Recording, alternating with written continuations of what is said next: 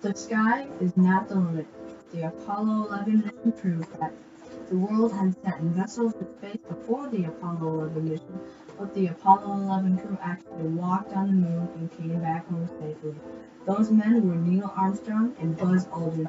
In the next 3.5 years, 12 other astronauts followed in their footsteps. Listed in this order: Neil Armstrong from Apollo 11, Buzz Aldrin also from Apollo 11, Pete Conrad from Apollo 12, Alan Bean also from Apollo 12, Alan Shepard from Apollo 14, Edgar Mitchell also from Apollo 14, David Scott from Apollo 15, Jim Irwin also from Apollo 15, John Young from Apollo 16, Charlie Duke also from Apollo 16, Eugene Cernan from Apollo 17, Harrison Schmitt also from Apollo 17.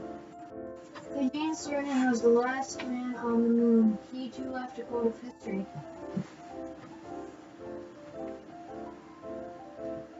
On October 4th, 1957, the Soviet Union launched Sputnik 1 into space. The purpose of this mission was to have a satellite in space. This was the first artificial Earth satellite. The U.S. was shocked. Just a month later, the Soviet Union launched Sputnik 2 with a dog in its space. The main purpose of this was to make a living thing orbit the Earth.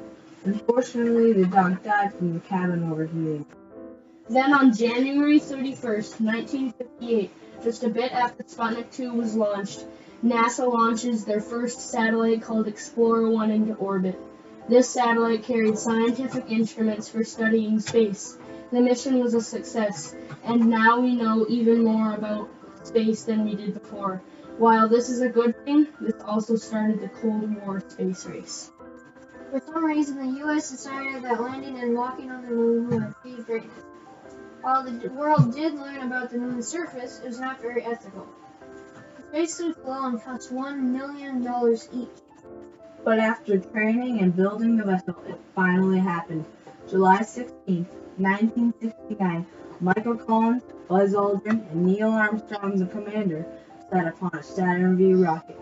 At 9:32 a.m., the engines fired and the Apollo 11 spaceship clears the tower and was on its way into space. The crowds cheered as the spaceship disappeared from view.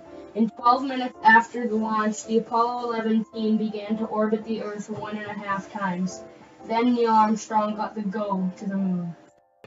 It took 3 days to get to the moon and begin their orbit. The day after that, Aldrin and Armstrong descended towards the moon. On July 20, 1969, NASA landed a man on the moon 8 years after John F. Kennedy accepted the challenge to do so. One small step for man, one giant leap for mankind. Neil Armstrong said, "While taking this first step on the moon." Neil Armstrong was very concerned for his team. The possibilities were endless of what could happen to his crew. After staying outside of the module for a while, collecting samples such as the moon soil and other types of rocks found on the moon taken back to Earth for study, after collecting samples, Neil Armstrong and Buzz Aldrin went back into the lunar module. Once the men left the moon, they had to go the whole way back, 238,855 miles. Coming back down was terrible. The entire module became very hot because of the atmosphere. Since they were going so fast, the entire ship was shaking. After a couple hard minutes, the crew crashed in the Pacific Ocean, but we cannot forget the other man of this mission. Michael Collins, known as the forgotten astronaut, sat alone in the mothership watching as Neil Armstrong and Buzz Aldrin made their famous moonwalk.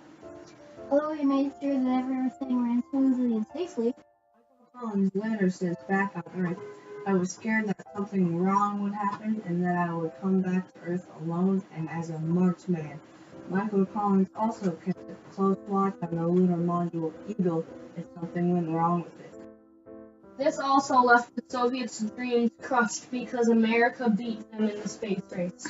Even though the Soviets were the first to put something into space, the Americans took action and worked extra hard and landed a man on the moon before the Soviets. Apollo 11 will always be one of America's greatest achievements and will always be remembered for many generations.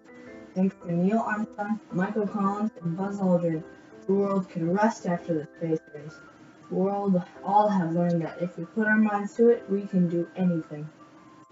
The reason that this event was so important is that people landed and walked on the moon, and that USA won the space race. This influenced many more Apollo missions and many other programs altogether.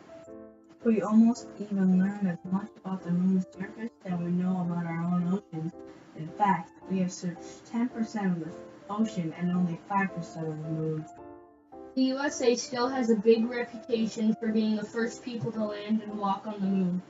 The Kennedy Space Center, Cape Canaveral, Florida will always be remembered as the first place to send a man to the moon and come back home safely while still walking on the moon.